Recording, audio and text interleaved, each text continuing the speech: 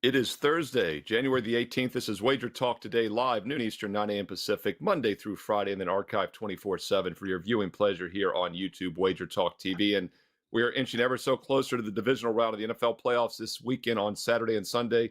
We'll, of course, take a deep dive into the NFL playoffs with our guest today, including some player props you want to take a look at in this weekend's games. Andrew McInnis will be on later talking props. Also going to have UFC, some fights with our fight expert, Kyle Anthony, at the end of the show. But we lead off with the chart master, stat daddy, the pen, Ralph Michaels. And Ralph, I'd be remiss if I did not mention it's a big day at WagerTalk.com because it's Customer Appreciation Thursday, which means half price, instant, 50% discount on every play and every package right now, every daily package right now at WagerTalk.com. And that includes any advanced NFL playoff games for this weekend, but that offer expires at midnight. So get in today on Thursday. And, of course, lots of hockey and basketball as well. Welcome to the show, Ralph Michaels. Appreciate it. We are going to talk. I have a 5% in the NHL price. I know Mr. Kyle Anthony has a 5% UFC loaded for half price today. And Teddy's sales are going crazy for his NFL package. He's been red hot. So much value on half price Thursday at Wager Talk. And most of the cappers at Sports Memo as well using this promotion. Well, let's start.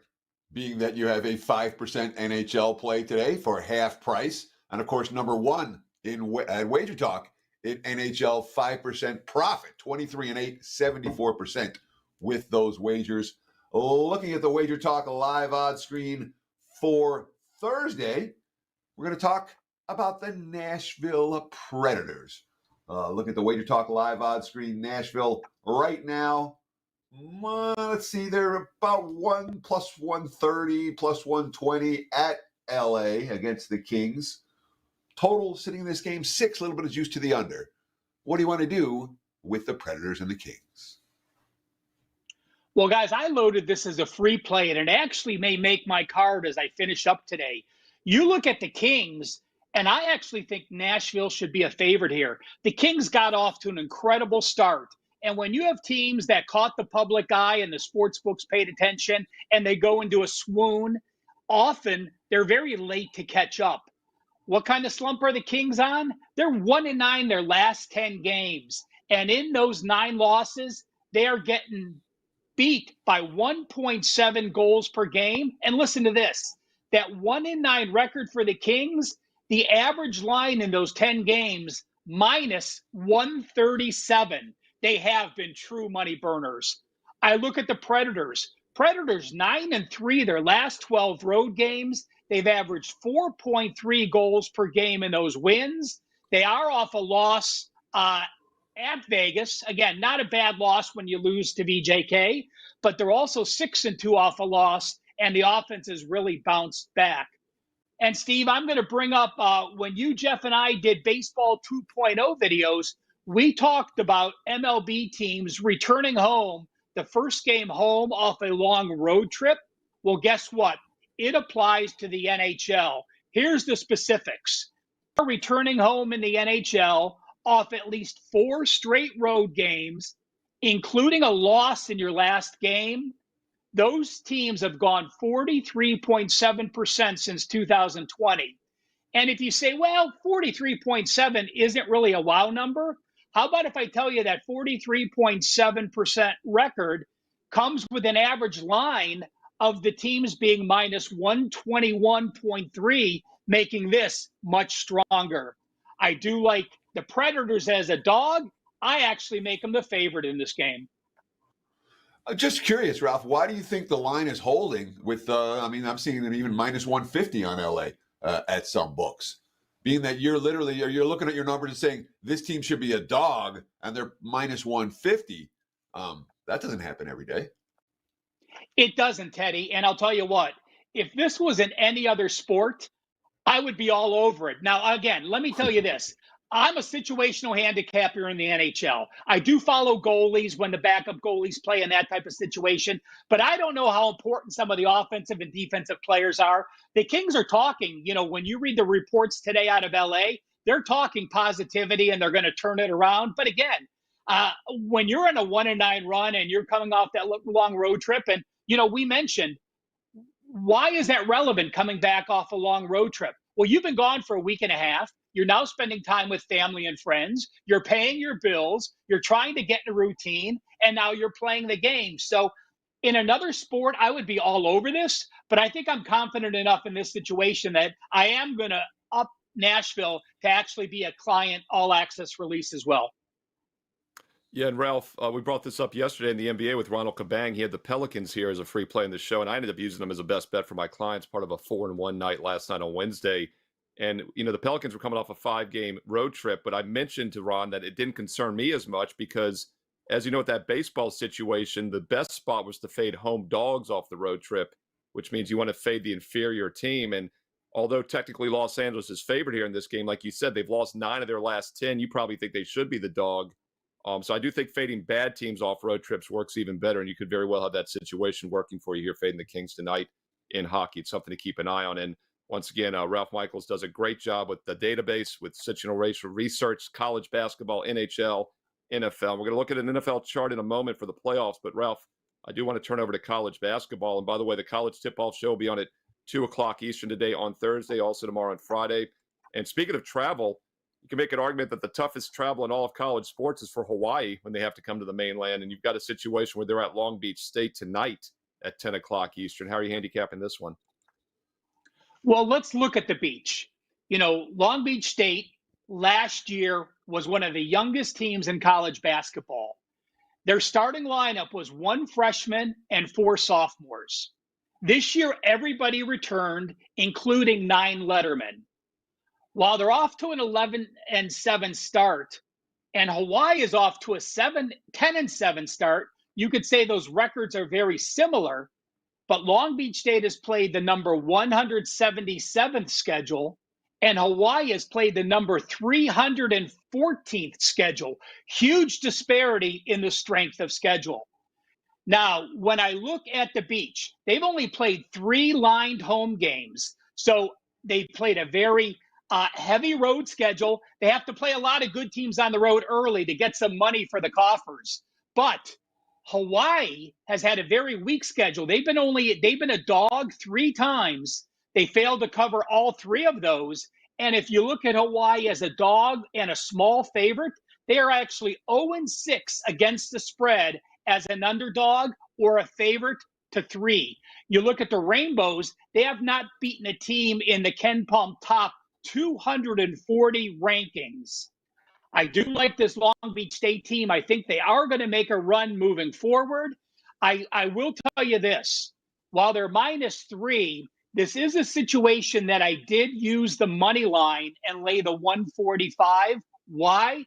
Because Long Beach State's major deficiency is they are a very poor free throw shooting team. They were like number 330 last year in Ken Palm. They are number 298. So when I have the better team at home with a very fast tempo against a team that has to travel, I don't want that lead to fade down the stretch if they start playing the hack-a-shack. So I did use the money line in this situation. And when I have that very poor free throw shooting team, I think it is warranted to do that.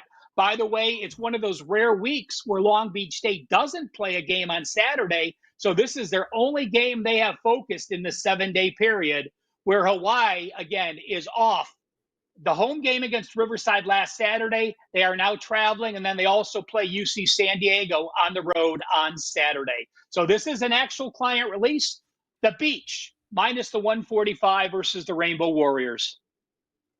So I want to ask you about your approach when it comes to a poor free throw shooting team, because I'm always more concerned about the poor free throw shooting favorite and that -6, -7, -8, -9 range when, they're going to go to the line 10 times in the last minute and they're going to make one and miss one every time, so it's hard to build those margins. When it comes to this at -3, is late game free throw shooting really that much of an issue where you'd want to lay -150 on the money line?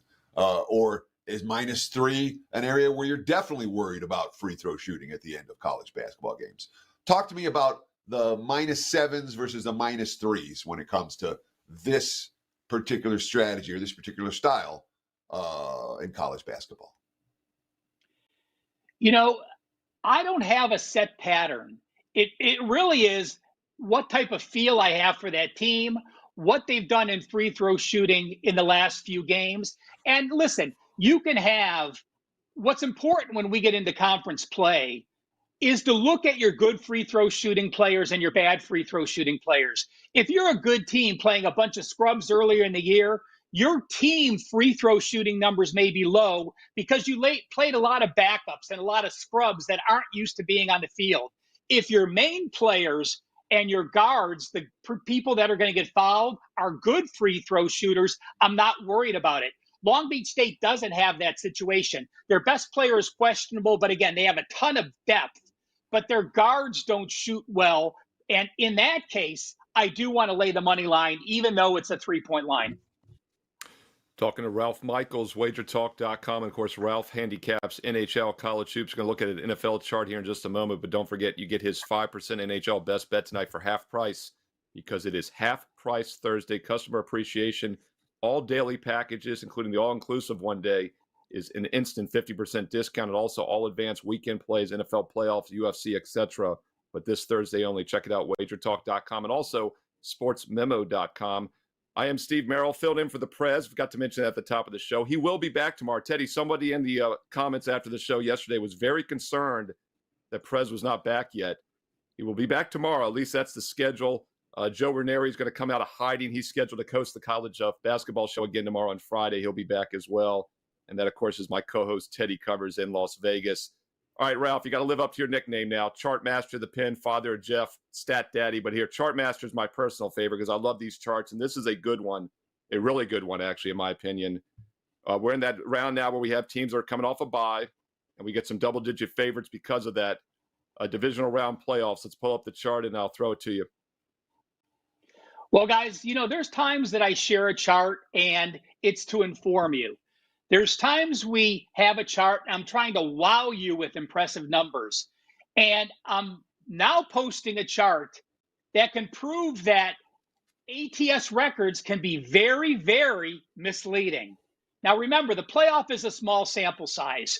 And last week, I tweeted out, did you know NFL double-digit favorites in the playoffs are 11-1 against the spread since 2011? And you had the Bills in that situation. They're 13-0 straight up.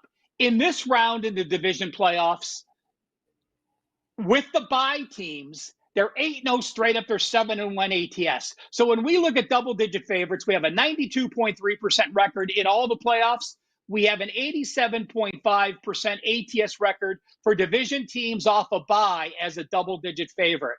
But if I tell you a double-digit favorite is 92%, but favorites from 6.5 to 9.5 are only 31%, I don't think I've ever seen such a split with only a half-point difference from a 9.5-point favorite to a 10-point favorite. So this is one of those instances that you can't say, oh, look, double-digit favorites are 12-1, because if I said to you, favorites of a touchdown or more are actually only 43% overall. So I want to point out that you're going to hear a lot about double-digit favorites doing well, but be aware, the San Fran 49ers started as a double-digit favorite, but they're actually now a 9.5-point favorite, which falls in the other category. So even though I may tweet something out and say, wow, this is a great record, you have to look at the entire body of work of what the line and the records are above the number or just below the number.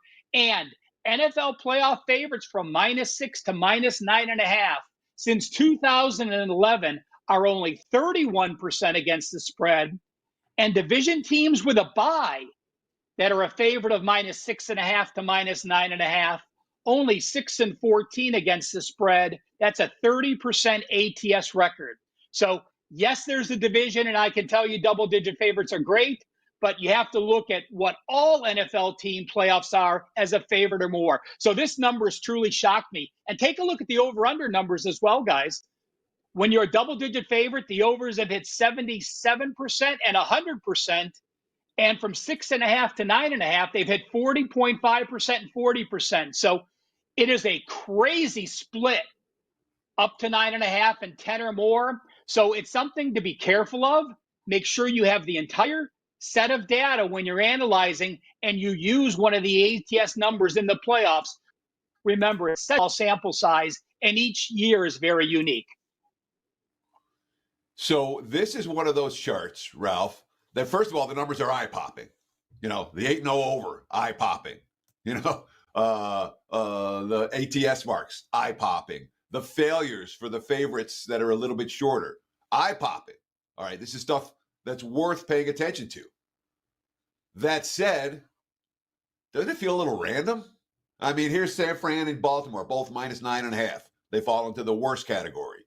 If you get the worst of the number, they get bet up to -10. They fall into the better category. What do you do with that info? Why is it this way? To me, I don't see an obvious answer as to why there's a split there. I'm curious if you have any theories.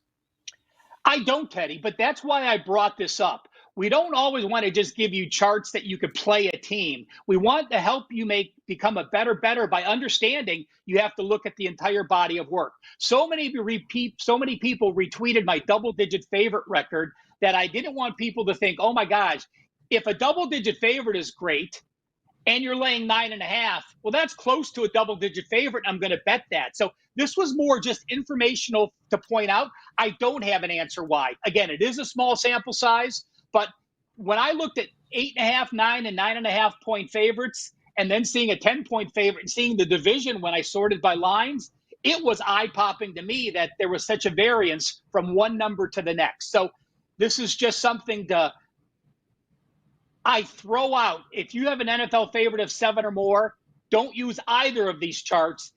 Handicap it individually based on this team this year and the matchups this team with this year. Ralph Michaels, human database stat daddy, the chart master. And yeah, Ralph, my take on this is something I talk about in the financial markets as well. When you have any kind of trading system or anything, you want breadth, and you don't want to just have a subset where it's good for -5 to -7. It's bad on each side. You want to see consistency throughout. I don't know if you have the numbers in front of you, but is it consistently bad from 6.5 to 9.5? Was 9.5 worse than 6.5? Do you recall? And same with like -10 and higher. Did it, was that one loss at 10.5? Did it get even stronger? And also, margin of cover. I know you do that a lot. How much they win by against the spread. That's something else to look at. And my guess in this chart would be those margins of cover probably are pretty narrow on both of them. I am pulling that up. If you give me 30 seconds, I will tell you that the double-digit loss was Buffalo against Miami last year. So in the double-digit favorites, the average margin of cover is 4.92 in the playoffs. In the negative playoff record from 6.5 to 9.5, the average margin of cover is -2.4. So the bad record is not as bad as it seems. Correct. With the good record, almost covering by 5 points per game, makes that edge a slightly stronger play. So that is a great point, Steve, bringing that up, that margins of victories are very important here, as if you have several 1-point covers, that trend is not nearly as strong as a team that's perhaps covering by a touchdown plus in those games. And the other thing I'll point out real quick, guys, is that 30-12 straight up record is still pretty decent for the 6.5 to 9.5, and that's a combined 43-12 straight up for all favorites of 6.5 or more. And even though both games are at 9.5 on Saturday, you could theoretically do a 7-point teaser and get them both down to 2.5, which gets you pretty close to that straight up win situation. So it's something else to keep an eye on. A lot of good teaser lines if you look at it, because Buffalo game's at 2.5 on Sunday. That's a key teaser line as well. Ralph, tell us once again, big NHL 5% are going today for Half Price Thursday at WagerTalk. Yeah, again, it's available now, as are all the cappers at WagerTalk. And I do want to mention, guys, I did a NFL playoff TNA guide from Bet On It. That's on my homepage. I did that last week.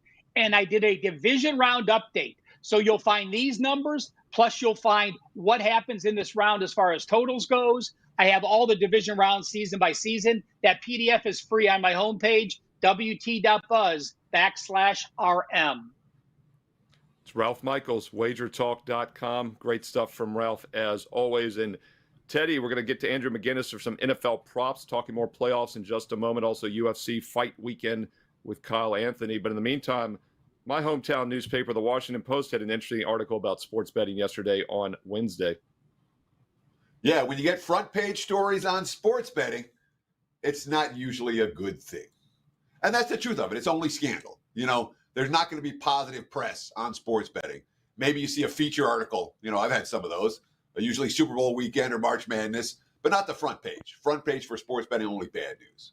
The national story, only bad news. It was an interesting article, Danny Funk from the Washington Post yesterday, talking about the story of Christopher Kozak, who placed 3 long shot parlays in Tennessee on NHL games.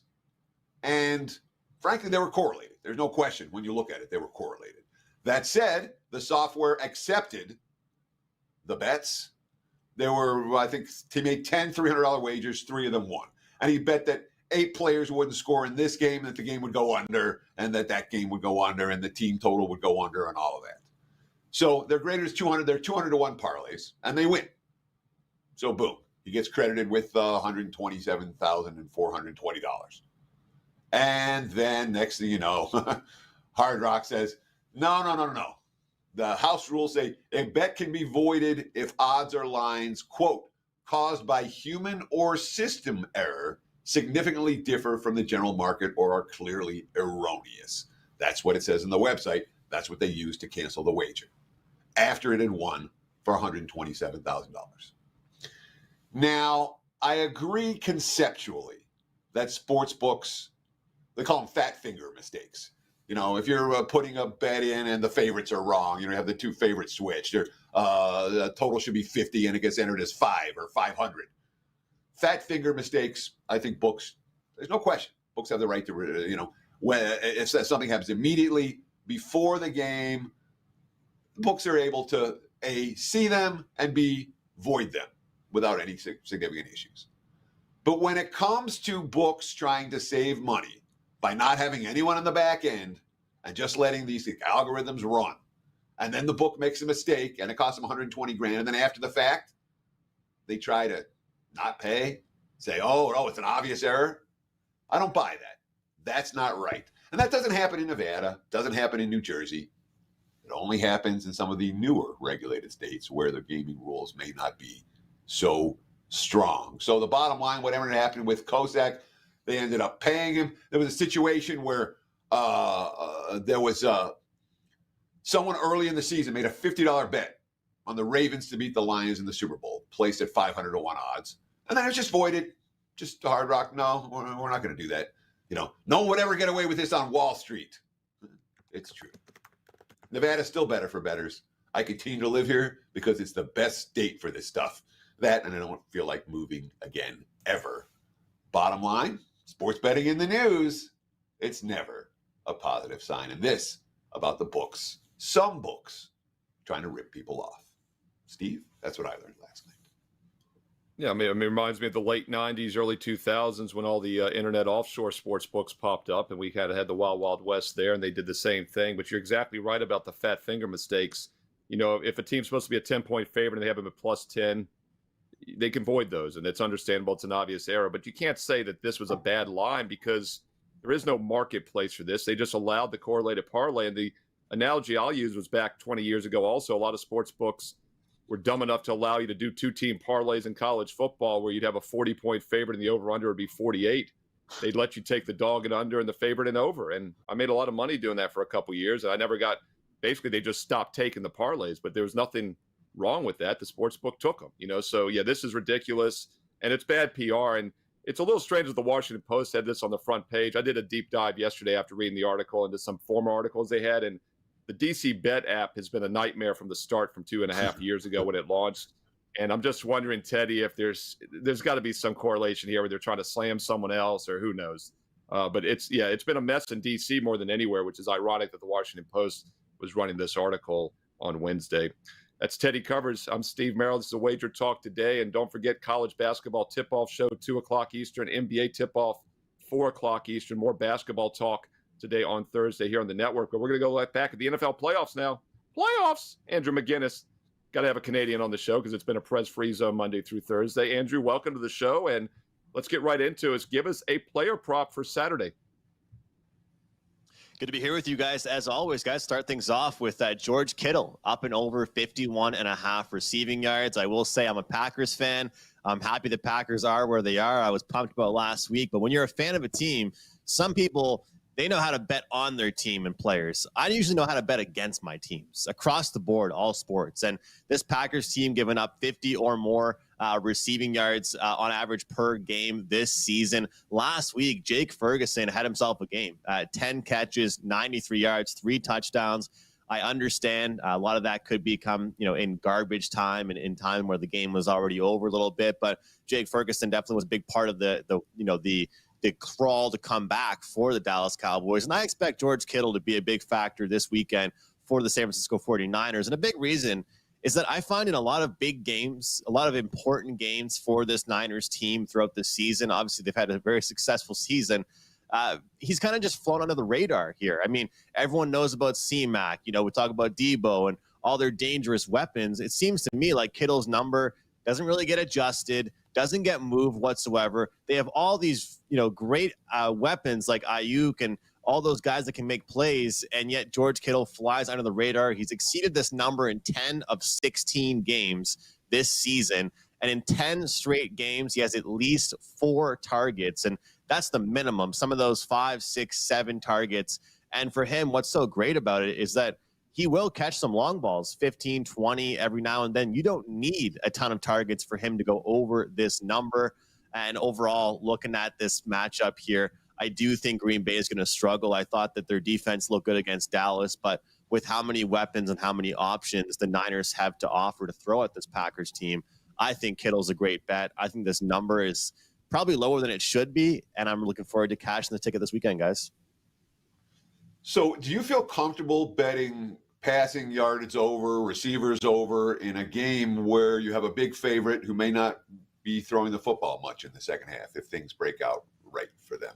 Because that's my biggest concern here is if San Fran blows them out, it's not going to be they're not going to be chucking downfield to Kittle. Does that worry you in this one? It's a good point, and I have to keep my handicapper hat on and not my my fandom hat on because I hated hearing you say that. Part of me died when I heard you said that, Teddy. But look, I always say this when I get those questions.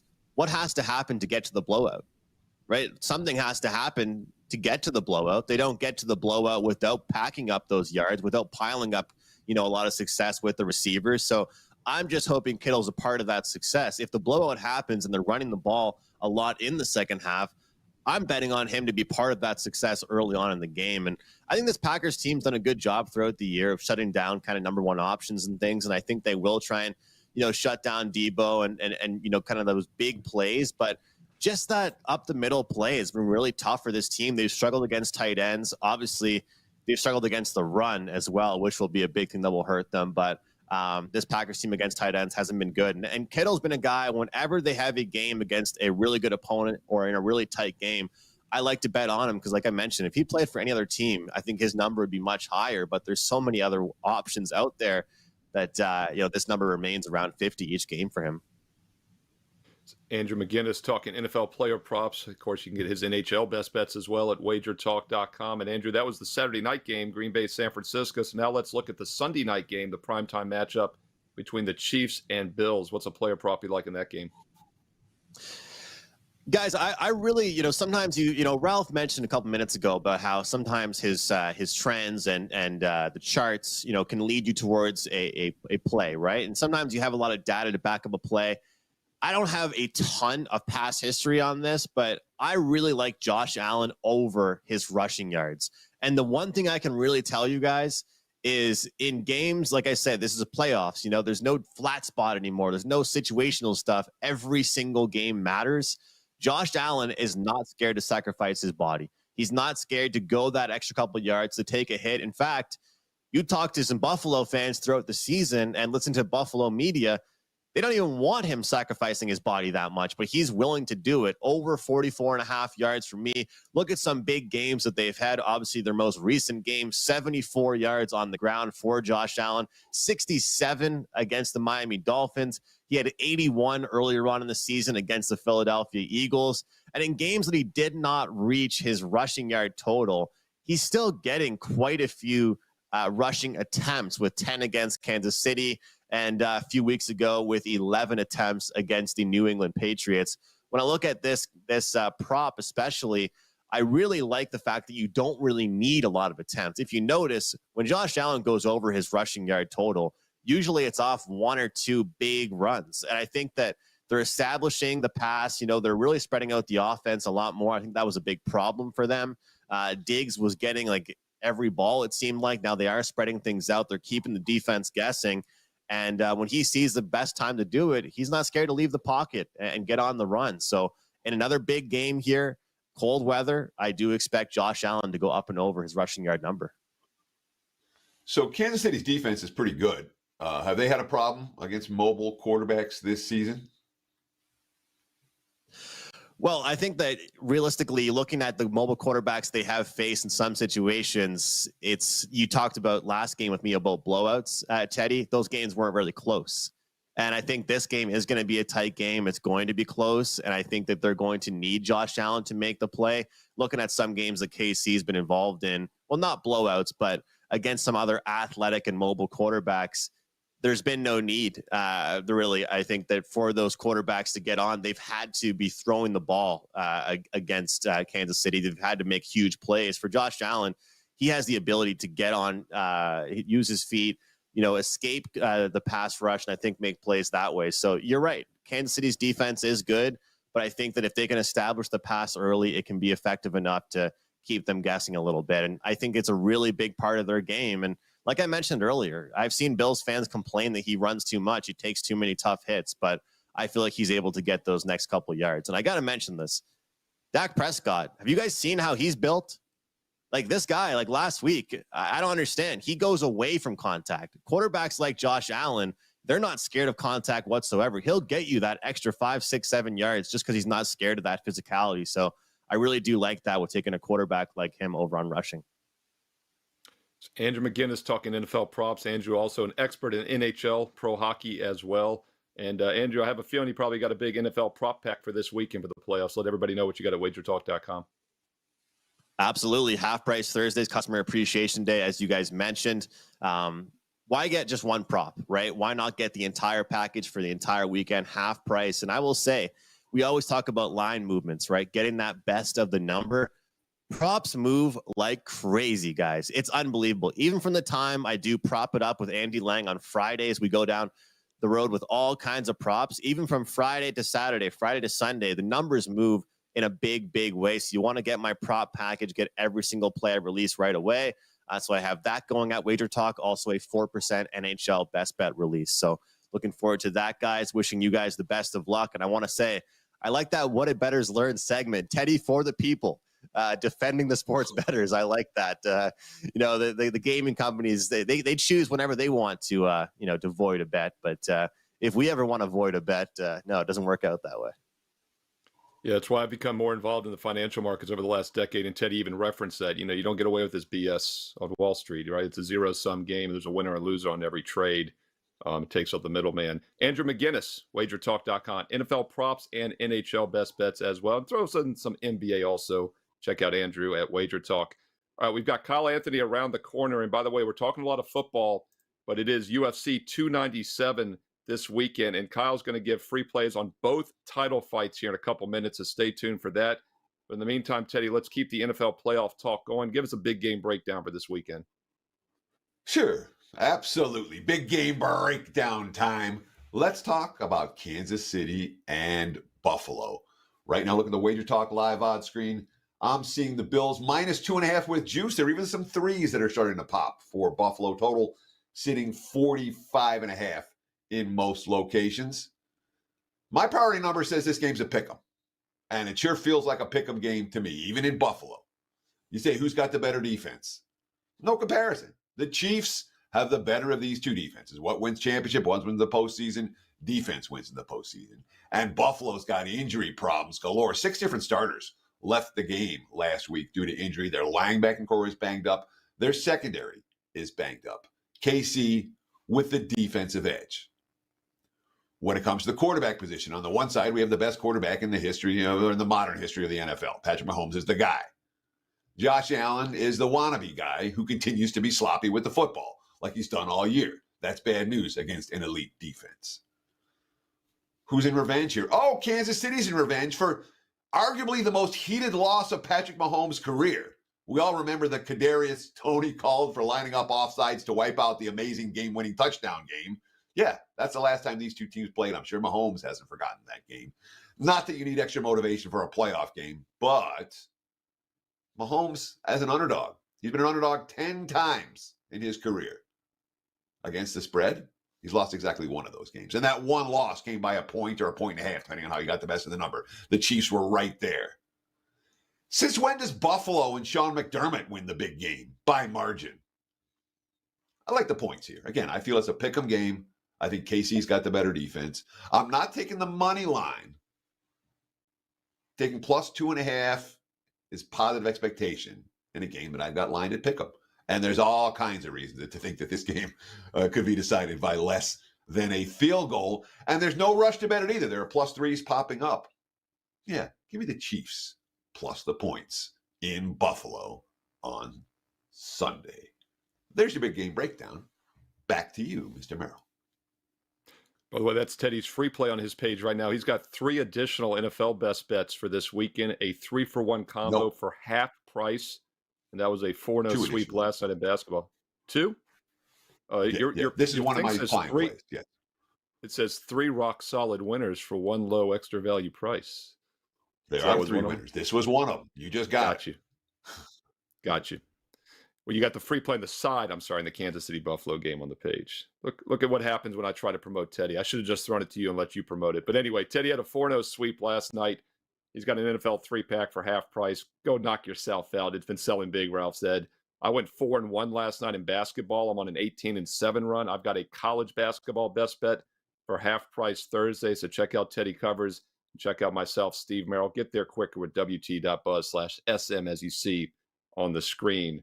All right, let's keep it rolling. Kyle Anthony is the fight expert, but he's actually been dabbling in the NFL playoffs as well. So check out Kyle for some NFL this weekend. But Kyle, more importantly, UFC 297 this weekend, huge fight. And you're going to talk about both title fights free for us here on the show. So dive into it. Yeah, so we have in the main event, we've got for the middleweight title, Sean Strickland versus Dricus du Plessis. You've got Strickland around that minus 130 mark on the comeback here. You've got du Plessis around plus 110, somewhere teetering around there. And you've got Sean Strickland right now. He is the current champion. He weaponizes that cardio. He moves forward, has a high pace. And on the other side, you've got du Plessis. He is a finisher, 20-2 overall, and a very unorthodox style. Now, the one thing that everybody's going to be talking about this week leading up to this fight is going to be the cardio of Sean Strickland and the volume. And absolutely, that is a path for him here. He has done it very well. We saw him recently against Israel Adesanya. Adesanya kind of melted to the pressure, the forward movement, the volume. He just was on his back foot the whole time, and it was a tough spot for him to be. And you saw Strickland did a great job keeping that going. And sometimes it looks basic, some of his strikes, but it's just the cardio. He can move forward and continually do that throughout the fight. Now, on the other side,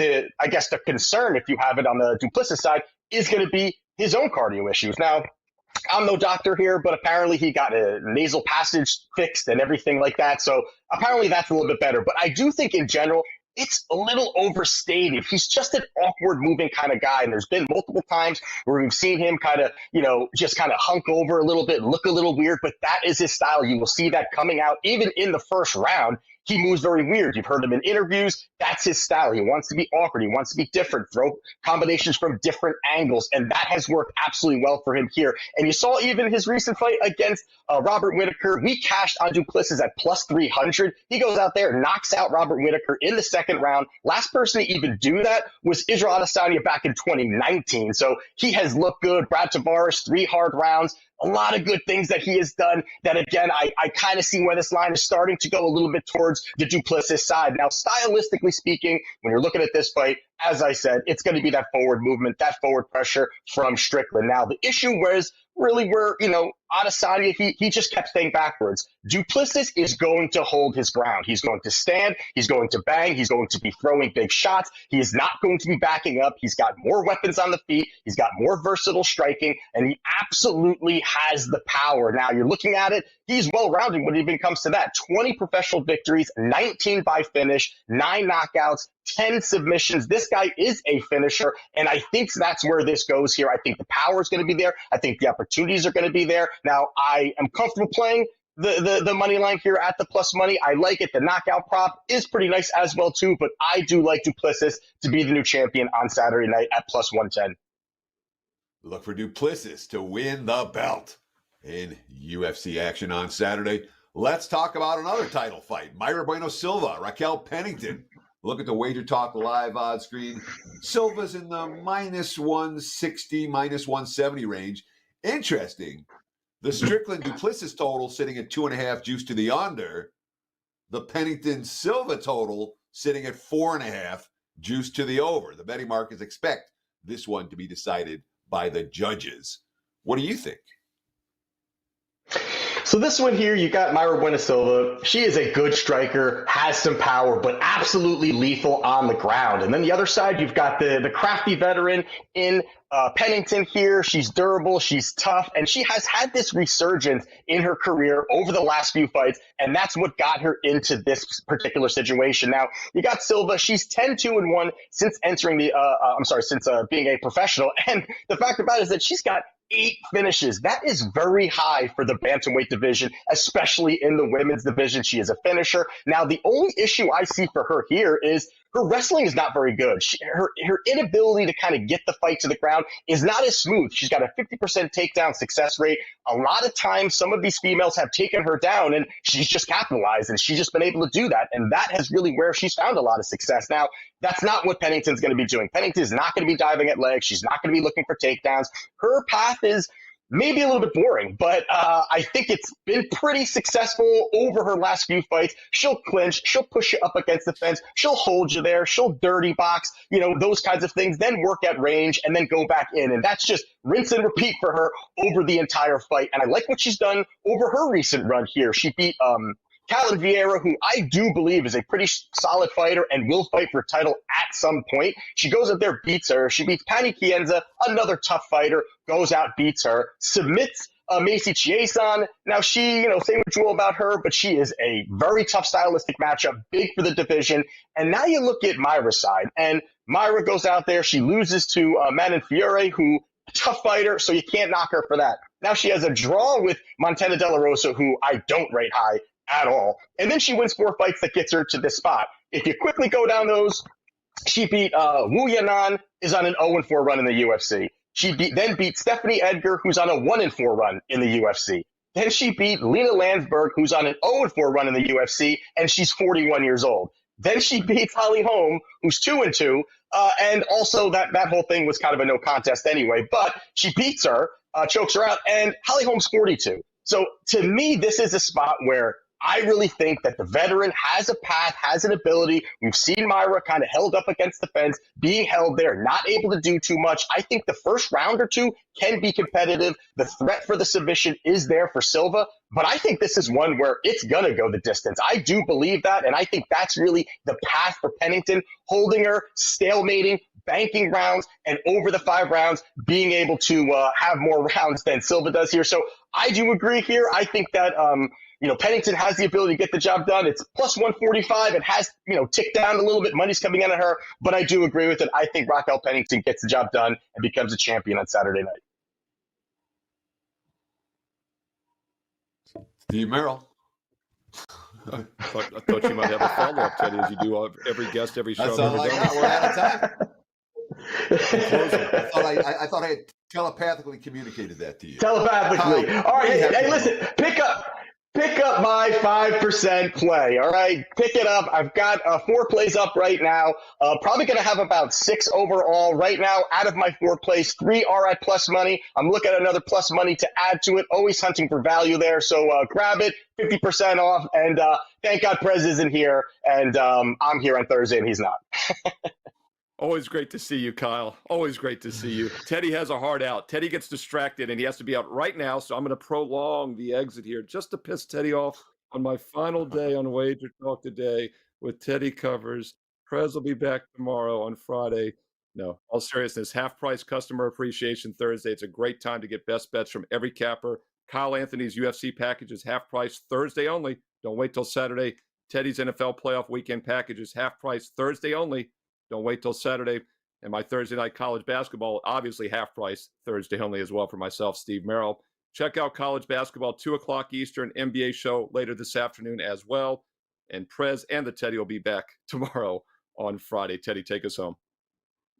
Sure. And of course, Steve, you went 4-1 last night. I went 4-0 last night. So both of us in pretty good current form. That's going to wrap it for the Thursday edition of Wager Talk Today. We'll do it again tomorrow. Myself and Lawrence Presman on Friday. Yeah, it is what it is. Between now